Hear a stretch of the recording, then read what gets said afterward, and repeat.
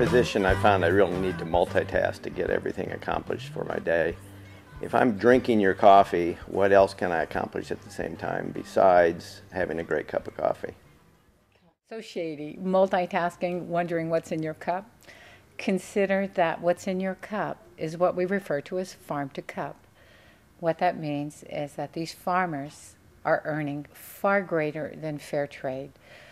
Prior to the relationships, they were selling their coffee cherries for 10, 20 cents a pound to a coyote that would swing by and pick up these cherries and sell them to a co-op. And we find and establish relationships with these tiny little communities. We teach them to depulp, wash, dry, sort their beans. And now they're earning considerably more than fair trade. So what's in your cup? You're supporting a village. You're supporting a village the way they've never been supported before.